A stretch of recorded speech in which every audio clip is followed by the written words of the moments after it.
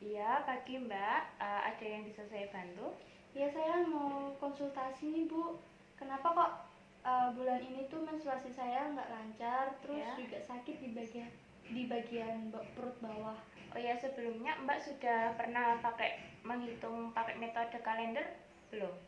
Belum sih Bu.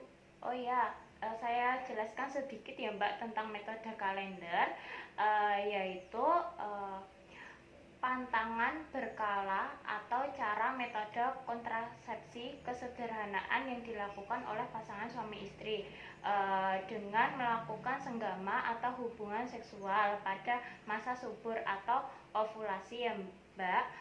Ini juga ada manfaatnya metode kalender sendiri, yaitu manfaatnya kontrasepsi sebagai alat pengendali kelahiran atau mencegah kehamilan.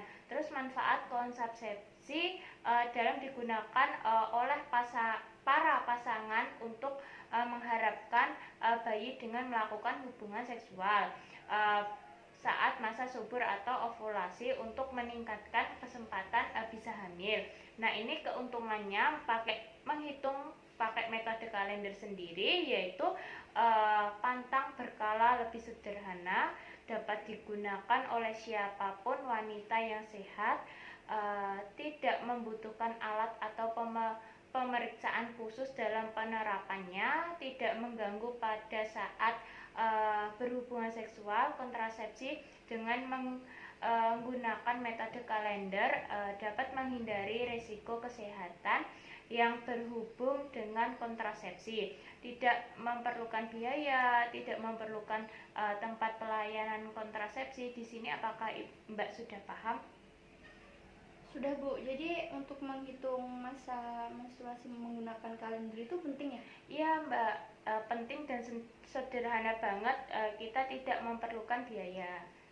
Nah, selanjutnya ya Mbak, keterbatasan metode kalender sendiri ini memerlukan kerjasama yang baik antara suami istri. Harus ada motivasi, dan disiplin pasangan dalam menjalankannya. Pasangan suami istri tidak dapat melakukan hubungan seksual setiap saat. Pasangan suami istri harus tahu masa subur dan masa tidak suburnya.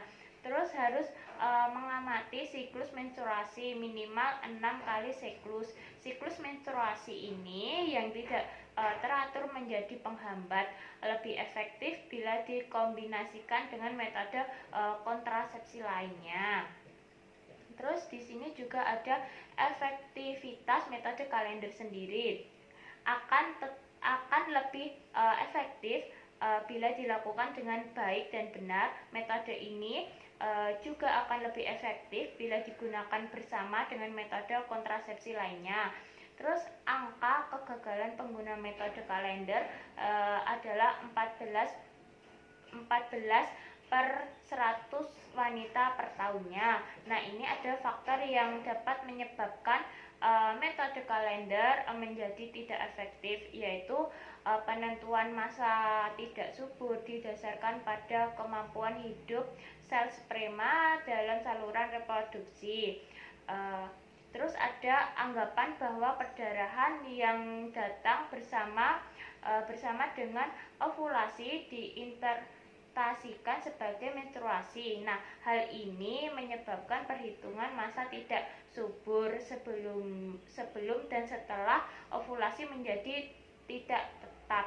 Terus penentuan masa tidak subur, yaitu tidak didasarkan pada siklus menstruasi sendiri. Terus kurangnya pemahaman tentang hubungan masa subur atau ovulasi dengan perubahan jenis mukus atau lendir serviks yang menyertainya. Anggap bahwa hari pertama menstruasi dihitung dari berakhir perdarahan menstruasi. Nah, ini disebabkan penentuan masa tidak subur menjadi tidak tetap.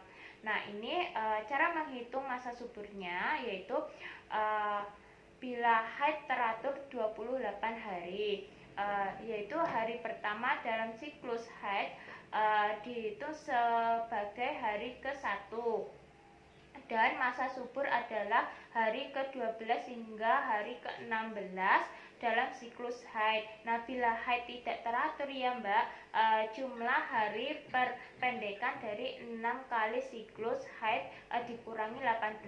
Hitungan ini menentukan hari pertama masa subur. Jumlah hari terpanjang dalam 6 siklus haid dikurangi 11.